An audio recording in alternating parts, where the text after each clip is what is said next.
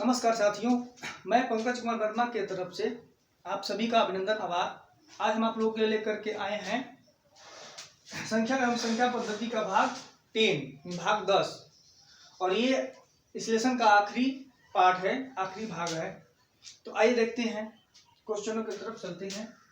पहला क्वेश्चन है question number 1, 4 plus 4.44 plus 4.04 plus 44.4 plus 444 यानी 444 का सही उत्तर है। पहला क्वेश्चन आपका इसमें कि 4 है, फिर प्लस है, फिर 4 पॉइंट आपका दिया हुआ है 44, फिर प्लस करके दिया हुआ है 4.04, फिर प्लस करके दिया है 44 पॉइंट आपका 4, फिर प्लस करके दिया है 444 का सही उत्तर है। यानी सही उत्तर इसका सॉल्व करेंगे तो क्या आएगा, ऑप्शन में से टिक करना है।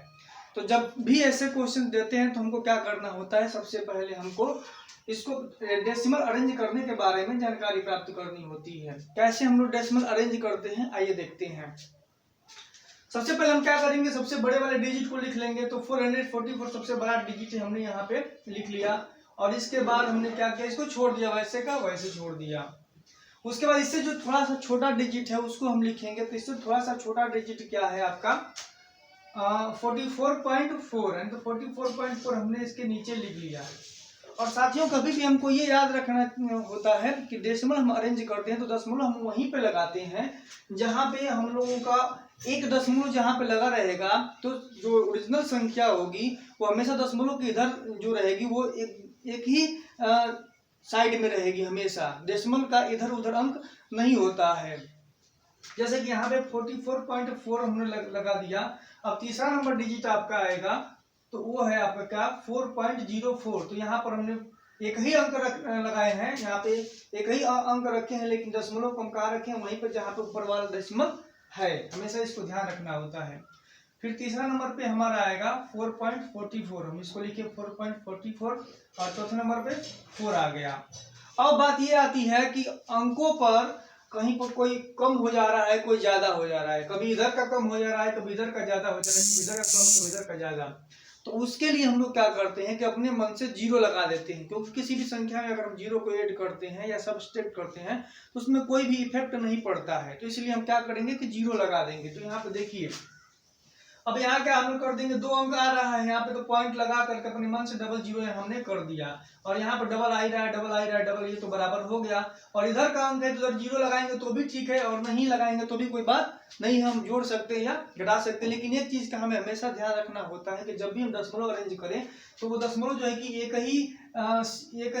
के नीचे होना चाहिए, एक ही रेखा में होना चाहिए, मतलब एक ही साइज में होना चाहिए। अब हम इसको ऐड करेंगे। देखिए 0 0 और 4 4 ऐड करेंगे तो 4 4 कितना आपका हो जाएगा 8 हो जाएगा। अगर 0 0 4 4 जोड़ेंगे ऐड करेंगे तो कितना हो जाएगा 8 हो जाएगा। यहाँ पर 4 और 4 को ऐड करेंगे तो 8 हो जाएगा। यहाँ पर डेसिमल आपका है तो डेसिमल यहाँ पर अरेंज कर देंगे। अब इसको हम जोड़ेंगे 4 4 4 4 4 इसको, तो ये कितना हो जाएगा 4 1 जा 4, 4 2 जा 8, 4 3 जा 12, 4 4 जा 16 और 4 5 जा 20, यानी 20 हो जाएगा। तो 20 का यहाँ पे जीरो ले लेंगे, कैरी जीरो ले लेंगे और कैरी हो जाएगा हमारा 2। और 4 और 4 ये हो जाएगा 8, और 8 में 2 को ऐड करेंगे तो हो जाएगा 10, और 10 का भी जीरो हो जाएगा। और कैरी फिर कितना ले लेंगे हम 1, और ये 4 और 1 मिलकर के कितना हमारा हो जाएगा आपका 5 हो जाएगा। तो इस तरीके से इसका आंसर आ जाएगा आपका 500.88। तो कभी भी अगर डेसिमल अरेंज वाले क्वेश्चन देते हैं तो हमेशा उसको ध्यान में रख करके सॉल्व करना होता है। अब हम चलते हैं नेक्स्ट क्वेश्चन के तरफ, क्वेश्चन नंबर 2 की तरफ हम चलते हैं। क्वेश्चन नंबर 2 हमारा है, किसी विषम प्राकृतिक संख्या के परवर्ती तथा पूर्ववर्ती का गुणनफल हमेशा किस संख्या से विभाजित है। कह रहा है क्वेश्चन में कि किसी विषम प्राकृतिक संख्या के परवर्ती हमने आप लोगों को बताया था पहले वाले पार्ट 1 या 2 में हम बताए हैं, जिस इंट्रोडक्शन एंड डिफिनेशन में, परिचय में और परिभाषा में, कि परवर्ती और जो है संख्या और पूर्ववर्ती संख्या क्या होती है। परवर्ती को जो है कि हम अनुवर्ती भी बोलते हैं, आगे की एक संख्या, और उसको परवर्ती भी कहा जा सकता है। और ये पूर्ववर्ती का मतलब होता है पीछे की संख्या। तो कह रहा है आपका प्रश्न में कि किसी विषम प्राकृतिक संख्या के परवर्ती तथा पूर्ववर्ती का गुणनफल हमेशा किस संख्या से विभाजित होता है। अगर किसी विषम संख्या को हम ले लेंगे, उसका परवर्ती निकालेंगे और पूर्ववर्ती निकालेंगे, एक आगे का निकालेंगे और एक पीछे का, दोनों को गुणा करेंगे तो उसका गुणनफल हमेशा किस संख्या से विभाजित होगा। तो क्या कह रहा है इसमें, देखिए हल में, किसी भी विषम प्राकृतिक संख्या के परवर्ती तथा पूर्ववर्ती का गुणनफल हमेशा 8 से विभाजित होता है। किसी भी विषम संख्या का अगर परवर्ती यानी कि अनुवर्ती और पूर्ववर्ती जो होता है, मैंने एक आगे का और एक पीछे का संख्या लेंगे और उसको गुणा करेंगे तो हमेशा वो किससे डिवाइड होगा, हमेशा 8 से डिवाइड होगा, चाहे विषम में कोई भी संख्या हम ले लें, ऐसा ये कह रहा है। अब देखिए जैसे कि हमने संख्या ले लिया 11, हमने संख्या क्या लिया 11, नंबर हमने क्या ले लिया 11 ले लिया। अब देखिए 11 ले लिया, अब 11 का परवर्ती यानी कि एक पीछे की संख्या कितनी हो जाएगी, परवर्ती और करेंगे तो कितनी हो जाएगी 3 हो जाएगा। परवर्ती का मतलब क्या हो जाएगा, पीछे का यानी कि 3 हो जाएगा, और इसका जो है कि पूर्ववर्ती 3 हो जाएगा और परवर्ती कितना हो जाएगा इसका 12 हो जाएगा।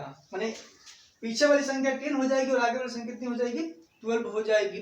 दोनों का जब हम मल्टीप्लाई करेंगे तो कितना आ रहा है 120, और जब इसको डिवाइड कर रहे हैं तो किससे डिवाइड हो जा रहा है 8 से, कितने बार में 15 बार में डिवाइड हो जा रहा है। तो हमेशा यही क्वेश्चन कह रहा है कि मतलब कि किसी भी विषम प्राकृतिक संख्या के परवर्ती तथा पूर्ववर्ती का गुणनफल हमेशा 8 से विभाजित होता है। और हमने संख्या क्या लिया है यहाँ पे 11, और 11 एक ये विषम संख्या है। अब अगला क्वेश्चन की तरफ हम चलते हैं। क्वेश्चन नंबर आपका जो 3 है वो क्या कह रहा है कि 366 पृष्ठों वाली एक पुस्तक, 366 पृष्ठों वाली एक पुस्तक है के पृष्ठों को गिनने हेतु कितने अंकों की आवश्यकता होगी। अगर 366 पृष्ठों वाली एक पुस्तक है और उस पुस्तक को हम गिने, उसके पन्ने को गिने, तो कितने पृष्ठों की अंकों की आवश्यकता होगी, कितने अंकों की आवश्यकता होगी। तो आइए देखते हैं। 0 से 9 के बीच एक अंकीय संख्या 9 होती है। अगर 0 से लेकर के और 9 तक के बीच की एक अंकीय संख्या हम लोग ज्ञात करेंगे तो कितनी होती है 9 होती है, यानी कि 1 2 3 4 5 6 7 8 9। दूसरा 10 से 99 10 से 99 के बीच दो अंकीय संख्या कितनी होती है, तो 19 होती है, यानी कि 90 होती है। ठीक है। और 100 से 366 के बीच, क्योंकि 366 तक ही निकालना है हमको, तो 100 से 366 के बीच में तीन अंकीय संख्या कितनी होगी 267 होगा। फिर से एक बार देख लीजिए। 0 से 9 के बीच एक अंकीय संख्या 9 हो जाएगी, 10 से 99 के बीच दो अंकीय संख्या 19 हो जाएगी, और 100 से 366 के बीच तीन अंकीय संख्या 267 हो जाएगी। अब हम क्या करेंगे, अभिष्ट संख्या क्या करेंगे, 9 को हम 1 से मल्टीप्लाई करेंगे, 90 को हम 2 से मल्टीप्लाई करेंगे, क्योंकि दो अंकीय संख्या है, एक अंकीय संख्या को 1 से मल्टीप्लाई, दो अंकीय संख्या को 2 से मल्टीप्लाई, और तीन अंकीय वाली संख्या को हम 3 से मल्टीप्लाई करेंगे। और जितना हमारा आ रहा है 9, इसका जितना भी आएगा उसको क्या करेंगे ऐड कर देंगे, है ना। ये 9 भी आ जाएगा आपका, ये 180 आ जाएगा, और ये 801 आ जाएगा, और तीनों को जब हम ऐड करेंगे तो 919 आ जाएगा, और यही आपका क्या हो जाएगा आंसर हो जाएगा। तो ये रहे आपके संख्या पद्धति के भाग 10 के क्वेश्चंस। देखते हैं आगे के क्वेश्चन को।